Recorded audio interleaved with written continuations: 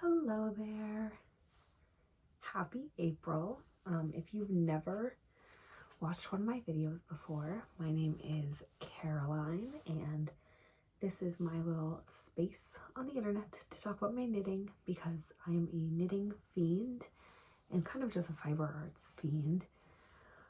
So I need to have an outlet to talk about it, otherwise I'll go literally insane, and that'll be the only thing I talk about at work, and my coworkers will think I'm annoying, and my family will think I'm annoying. So I started filming these videos. It's been a while since I filmed. I was on a bit of a reading kick. Oh, there goes Cucumber. I moved the camera specifically so you could watch her, but I guess she's not into it.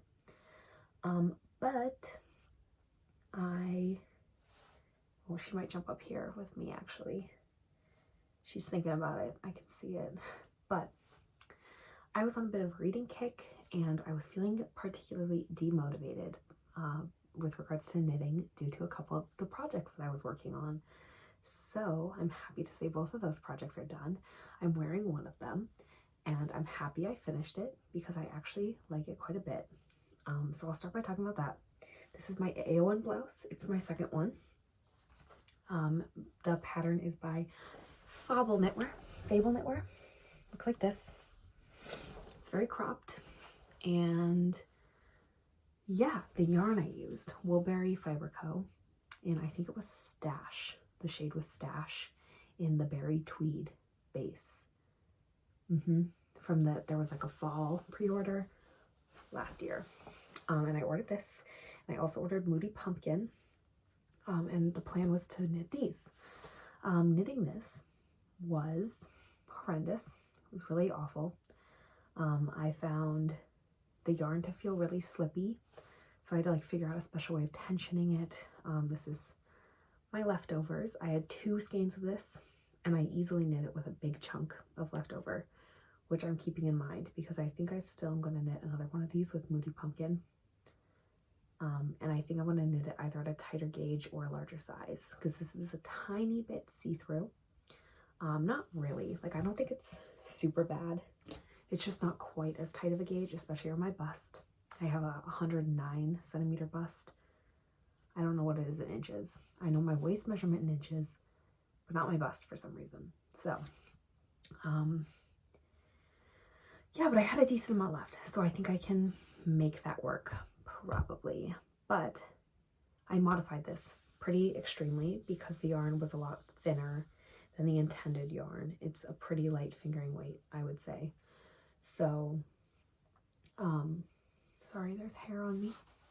So I knit it with a smaller needle. I think it was a 3.5 or 3.25. I'll put it in the description down below.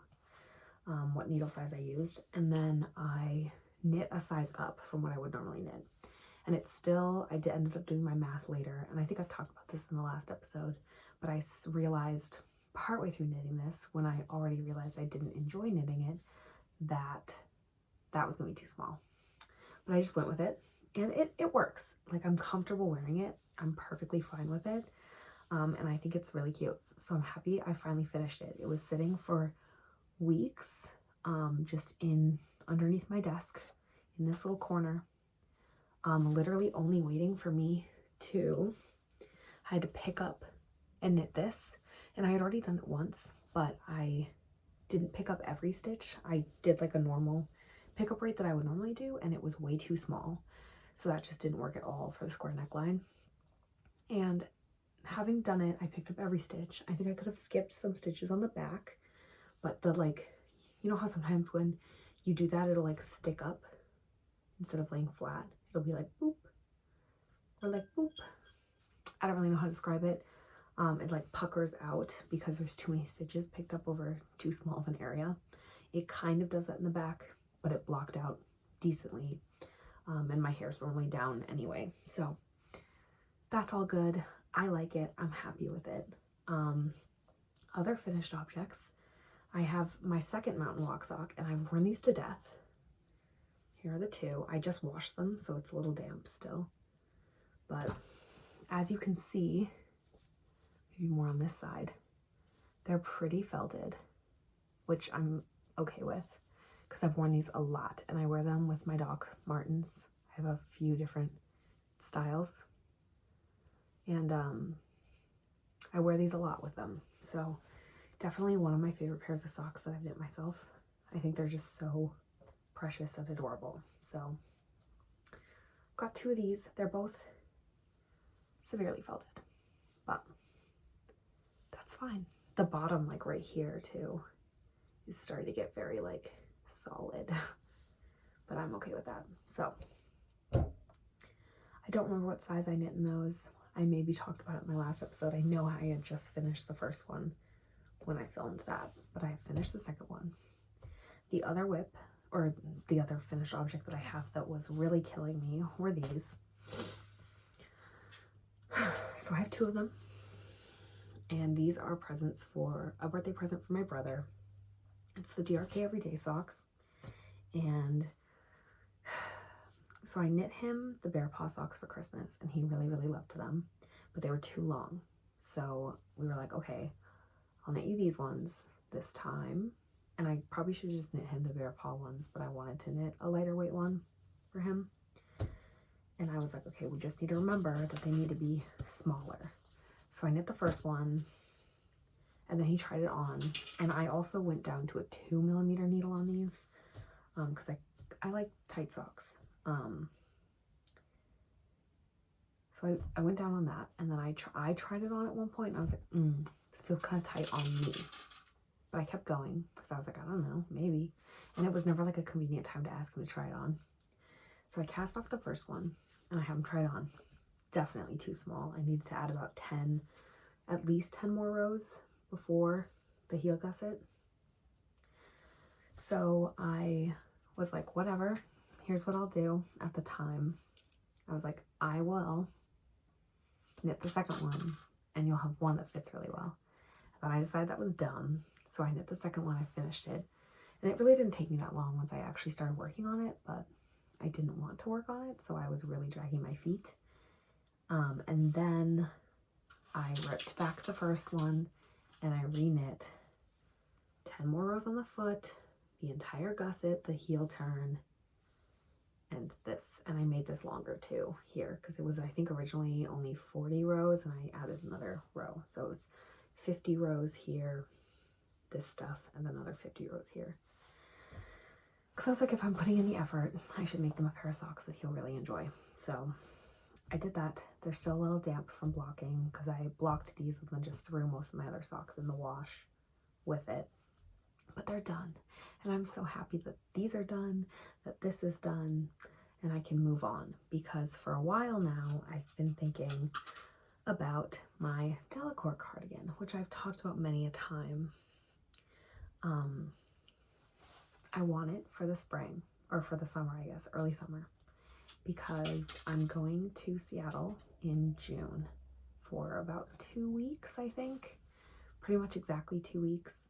I have a family wedding, and then my best friend lives out there, so we're gonna head down. I'm gonna get a couple tattoos down in Portland.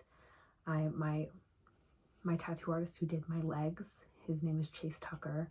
He moved to Portland, and I haven't gotten any tattoos since he left, because I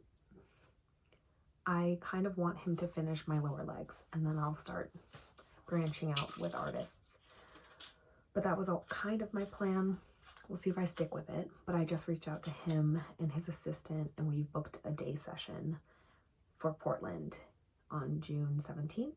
So hopefully that'll mean like a couple tattoos, or maybe it'll be one big tattoo and a bunch of gap fillers, because I have a decent amount on my legs. So super excited about that. And then we're gonna go hiking and all that stuff, which I'm sure will be very fun with fresh tattoos. But I'll figure it out.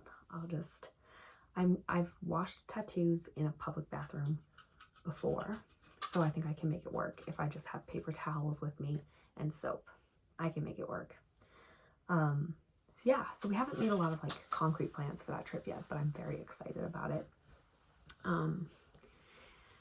Yeah, so I want the Delacour cardigan before then, because I'm going to be going to a wedding, and I think I'm going to try to sew a dress for the wedding. I think I'm going to go for the Orchard dress by Vivian Shao Chen.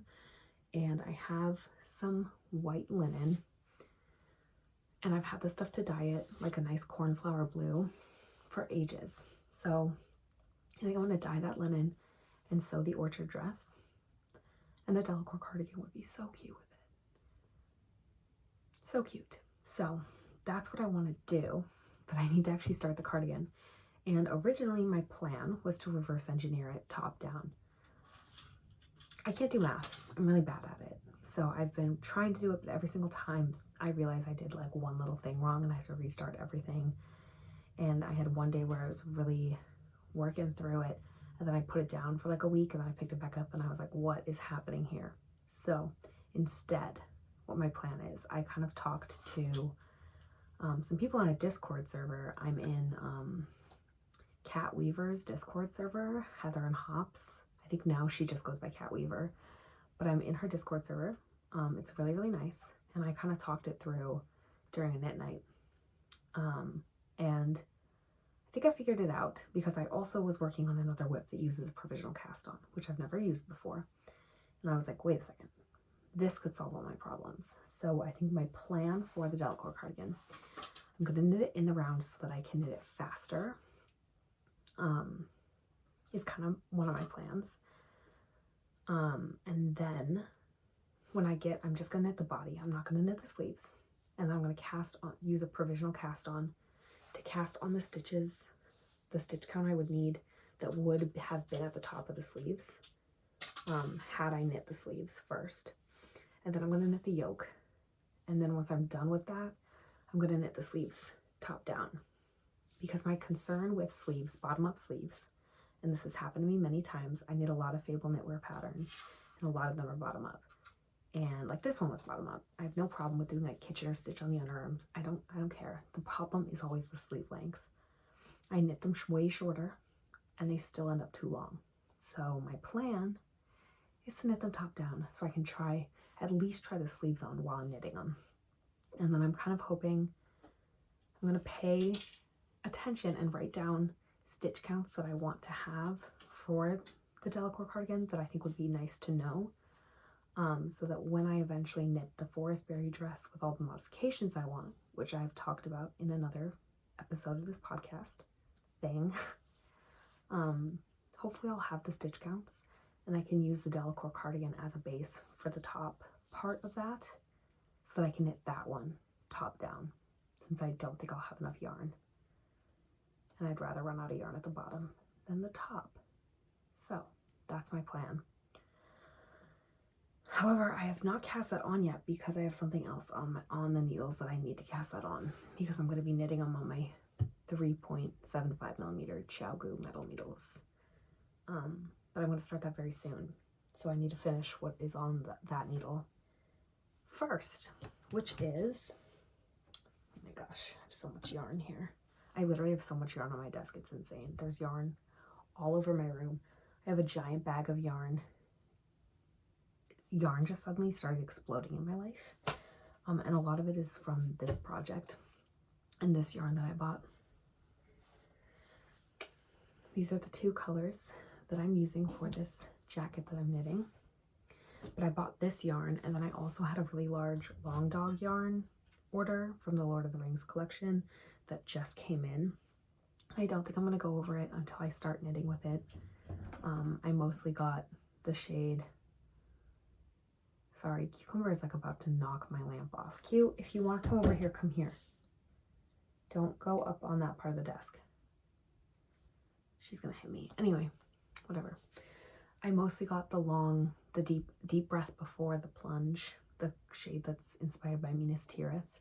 So if you're curious about what I got, it's 90% that. That shade takes my breath away. So I'll go over it once I start knitting with it, which will hopefully be soon.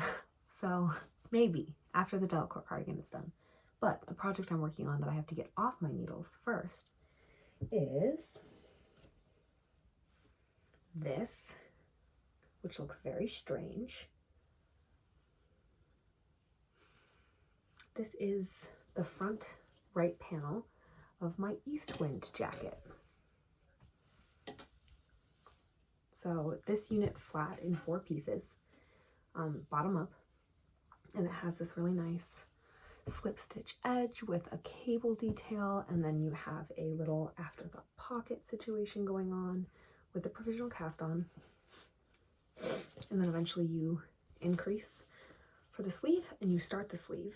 And then later, after you've seamed everything together, you pick up around the sleeve edge and you knit ribbing in the round. So that is what I'm doing. I'm pretty close. This needs to be 24 centimeters long, and I think I'm at like 19 or 20. So I can finish this pretty quickly, and then you just do decreases up the slope of the shoulder. And instead of knitting the collar the way it's written, I'm going to cast off with, I'm going to cast off, just gonna put that there, with the rest of the shoulder sleeves, and then I'm going to sew it up a bit more when I'm seaming, and then pick up a collar, because the neck gap in a lot of the projects on Ravelry is really, really wide, and I don't want that from a coat. So I don't really want a big, thick collar. Emily Foden, the writer of this pattern, has one where she did this. This is her modification. And she does like a really thick, a really big collar. I don't think I want that. I think I want like a relatively small one, probably, but I'm still gonna follow every other part of her instructions and then kind of make up my mind. So that's my plan. But yeah, I've knit this in this. Oh, I'm deeply excited about this yarn. It has a mohair that's held with it, and it is Knitting for Olive mohair, because somehow ordering Knitting for Olive all the way from Denmark, right, is cheaper than buying mohair at my local yarn stores, which is sad for the environmental impact of that. But I tend to buy in bulk from Knitting for Olive, so like I buy a lot at one time and then I don't order for a long time. But it's Knitting for Olive. I think it's in dark moose or something like that. It's like a nice brown. And then I'm holding it with this yarn, which I'm very excited about. The yellow is just the accent color, so it's right down here, and it'll be the inside of the pocket, and there's other little areas where it'll pop up. Let me just fold this and put it away. But this is Anthology Yarn Co. Old Growth. It's probably the most local yarn that I have ever used. It's a Corriedale merino blend that is woolen spun in Wisconsin, and then it's dyed here in St. Paul. I think either by the owner of the yarnery or someone who works at the yarnery. I'm not 100% sure what vibe I get from him, but he's at the yarnery, and I think he and his wife do this on the side.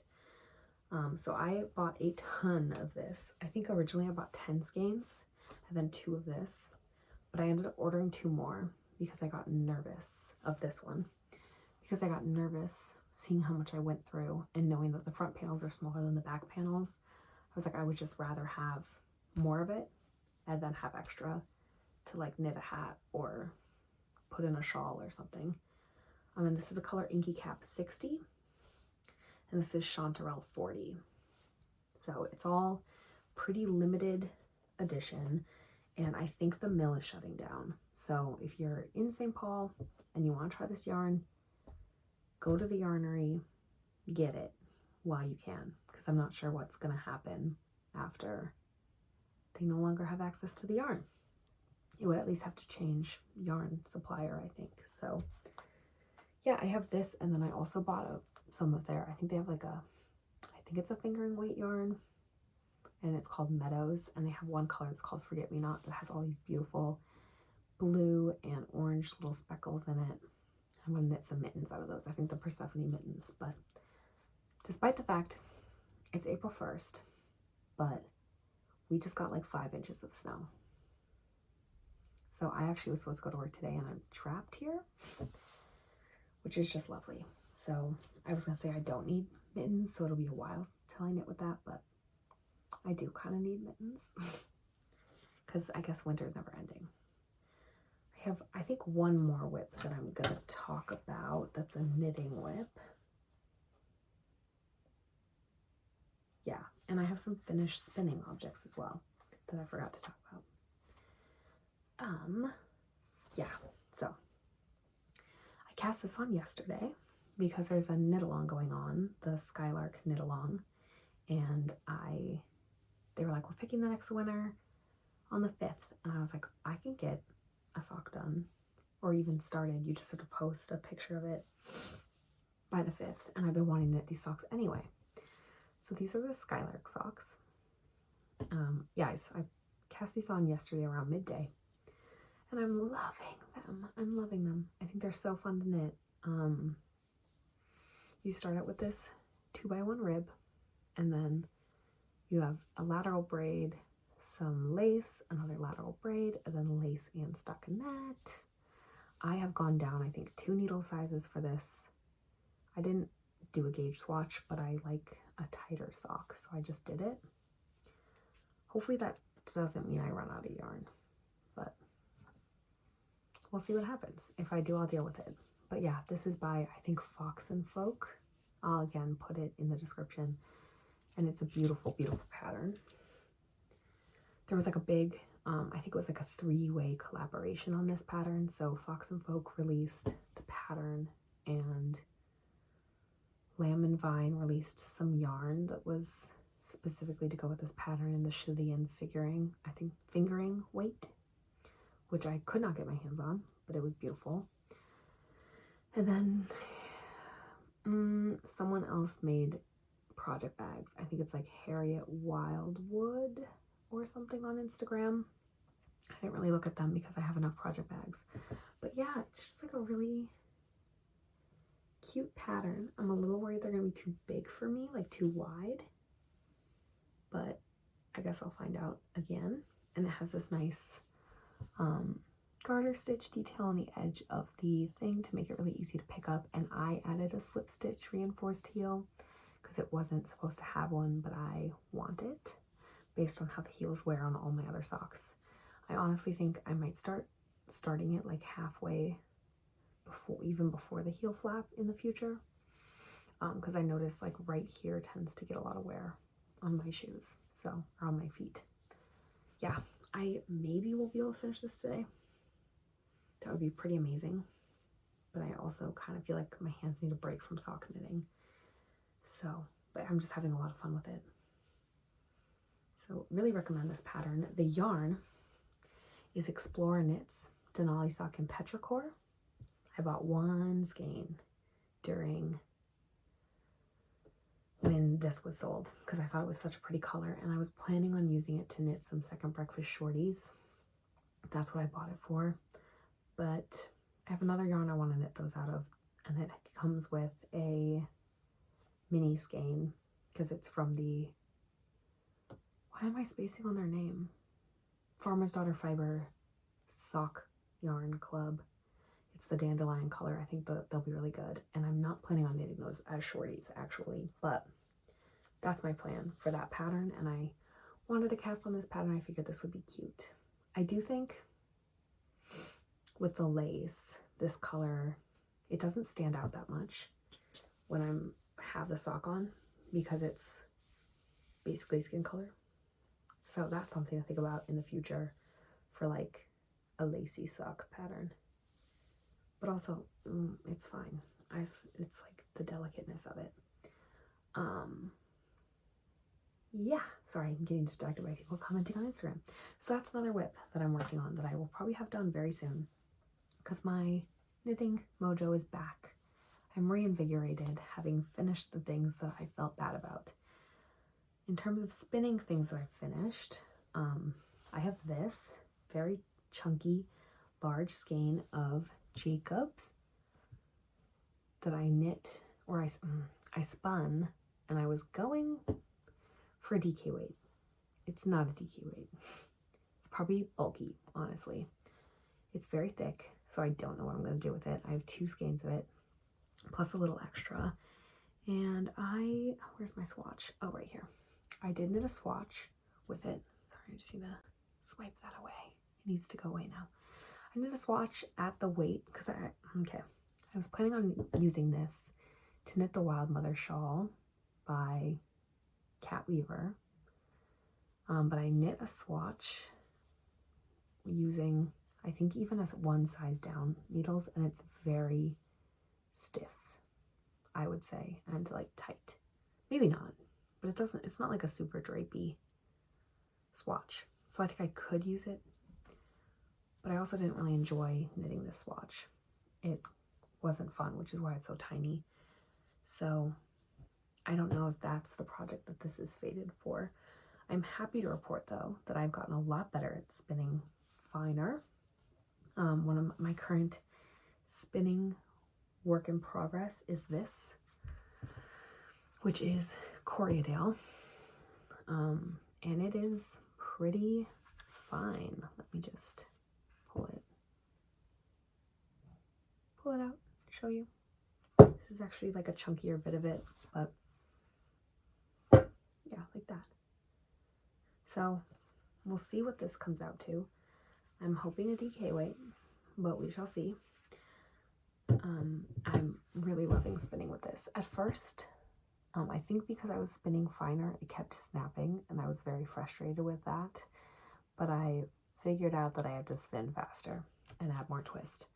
So I've been working on that, and I think my consistency throughout the spin, this is my first bobbin of 2, and then I have another 250 grams of this fiber that I'm going to spin up into singles before I ply, so that hopefully there's the most consistency possible in that. And I can just see how my consistency has improved from this bobbin to my second bobbin. And hopefully it only goes up from there. So I'm really excited for this spin. I think I'll end up having like a lot of fiber. So maybe I could make a shawl out of this once it's all done. That would be really nice. I need a shawl. I need to prioritize knitting a shawl, because I think about having a shawl and wanting a shawl probably once a week, but I never do it. And then I took a spinning class at the Minnesota Weavers Guild, which I just became a member of. And I signed up for this spinning class so long ago. Probably like right after I bought my Kiwi.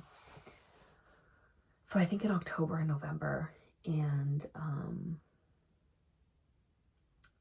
when I got there, I was like, okay, I probably don't really need this beginning spinning class anymore, but I'm gonna do it anyway because it sounds like fun. And it was so nice just to sit there and talk about spinning with people, and I got to try some new fibers. So I first spun the first day. We spun this. This is definitely over plied, as a warning, because this is chain plied, and I am terrible at chain plying, but that's why I was practicing while I was there. But we started with this Shetland, which has this beautiful soft brown in it, and then like a natural cream. And this was the leftovers of it that I chain plied after I had my 2-ply, and it's just really nice. My chain plying is bad, but I think, okay, it took me a second to get used to this fiber, but I think look at that section right there. You see that? Ooh, it's crazy. Anyway, my consistency was pretty good while I was working on this fiber, and I'm happy with it, even though it's definitely overplied. That's okay. So I plied that with this tiny bit to get my first little skein. It's a 2-ply with a tiny bit of this beautiful Jacob and Angora rabbit blend, which the instructor, I think Alexandra Sanchez, she has Angora rabbits, so she also has sheep.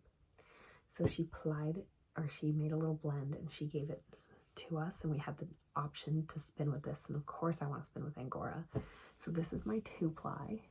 Of course I show you one of the least consistent areas of it, but beautiful. The darker ply is the ply with the Angora and the Jacob, and it was probably just like a 5% Angora with 95% Jacob, but it was so interesting to spin. It was very like spongy, and it like stuck to my fingers. Look at that bit.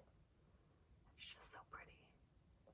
Like, my hands were clammy the entire time, which was horrific while spinning this, but I'm really happy with it. I think it's really, really beautiful, and I don't have very much of it. It definitely feels to me like a DK weight. So I don't know what I'm going to do with this tiny little guy. I don't have that much, but I really love it. I think it's really beautiful. It smells good too. And it was really cool spinning with something that wasn't from a sheep. So that was really fun. And that's kind of all I have, because I don't know how I feel about sharing acquisitions. I have a lot of yarn, and I feel like it makes more sense to talk about it when I'm using it, if that makes sense. I just feel like, for me at least, the temptation and the consumerism is already like on such, it's pretty intense, and I feel like it tends to get worse for me on social media. So I just don't know that I really want to contribute very much to that. Like, I don't think people need to have this much yarn, and I don't know. It's just kind of, it is what it is, you know? I do rest easy knowing that if something happens to me and my income, I will still be able to afford yarn, or I'll still have yarn. But yeah, I don't know. Most of what I have that's just like chillin' that people haven't already seen is this and my long dog yarns, and then some sock yarn. But yeah, I think that's kind of all I have. Oh, I also made this really cute little stamp. It's a lino cut, and I'm going to use it to tag all of my yarn so that I have a little tag about what it is and the information on it. I'm not very good about like measuring wraps per inch of singles or of finished fiber. I can do it, but I'm just not, I forget about it until it's already all skeined up and stuff. And then I'm really not good about measuring yardage. I need to get better about it, especially if I want to start knitting with my hand spun, but for now I'm just kind of trash at it. But yeah, I've been doing this, which was a really fun little project, and I'm not claiming deep originality from this. I looked up sheep online, like sheep prints, and I found a few things, a few different ones that I liked, and I kind of took aspects from all of them because I didn't even know where to start with this. So I'm pretty happy with it. There are some spots that are a little goofy, but I think she's cute. I think she's nice. Yeah, what else has been up? I've been super duper busy the past kind of month and a half, because right before my birthday in February, I was told that my store, the store that I manage for my job, was shutting down and I was being moved to another store. But I had about a month before that happened. They told me, I think they told me like 6 weeks before it happened, or maybe 5. And then I told my whole team about a month before, I think exactly a month before we shut down. So then I was busy working on finding them all new positions at different stores, which was a lot, because a lot of the managers that I was talking to didn't feel the same sense of urgency that I was feeling. It's like they didn't quite grasp that the movement had to happen very quickly. And then I was stuck trying to deal with what I actually had to do to get the store closed down and like stop all of our services and all of that. And honestly, it happened right during an upper management transition. So everyone I would ask for help was kind of like, well, that person's helping you. And I was like, well, no, he's not really. So it was very chaotic. It was very stressful. I lost like 10 pounds from stress. So it was just a lot. And I was also dual managing at that time because right like the day before I was told that my store was shutting down, another store manager put in his 2 weeks, which was very convenient for me. So they were like, if you want, you can just go straight into that store and just start dual managing for that month, and then that'll be your new store. So it is, which is really nice, but dual managing was a lot, especially while trying to shut down another store. So I'm finally done with that, and I'm very happy. But yeah, it's just gonna be a big transitionary year for me now, which I was kind of hoping it wouldn't be. I was hoping I would have a bit more stability in my work life, but no. So yeah, just kind of surviving, living and surviving, and really looking forward to this vacation in June, because I need it. I really need all the snow to melt, and I really need winter to stop here. It's been freezing. So that's kind of what I've been up to. Lots of knitting, trying to hang out with some friends more, because I feel like I've just been such a hermit the past like year, basically since I became a manager, which is just sad. So like, yeah, I've knit a lot, but what about my friends? So that's what I've been up to. Hopefully by the time I film another little video, I will have finished the first panel of my Eastwind jacket, because that's my plan. I'm going to finish one panel of that, and then I'm going to take those needles off. I'm going to set that aside because I won't need it or want it in the summer. It's woolen spun with mohair. It'll be very hot. I want it in late fall, so I've got time for that one. It's not a priority. So I'll set aside that panel, and I'll start working on my Delacour cardigan since it needs those needles. And then I'm trying to knit about 1 pair of socks a month, and I am counting these, but if I could knit 2 pairs of socks in April, that would be cool, because I kind of want to have 1 pair of socks per month for me. So because I'm really, really loving my hand knit socks lately. I'm really wanting to wear them all the time, so I would like to have more. I have 4 pairs right now, and 2 pairs don't fit me all that well. So I'm hoping the more I knit, the better I will get at it, and the more I'll understand how to make socks fit me, and the more cute socks I'll have, so that maybe the ones that I have don't get super duper busted and crusted immediately, because I won't be wearing them like 5 days in a row. Which I don't know if I've done that with any of them, because I don't really wear them to work unless it's a very cool day. But yeah, that's what I'm up to. If I can knit 2 pairs of socks this month, I will.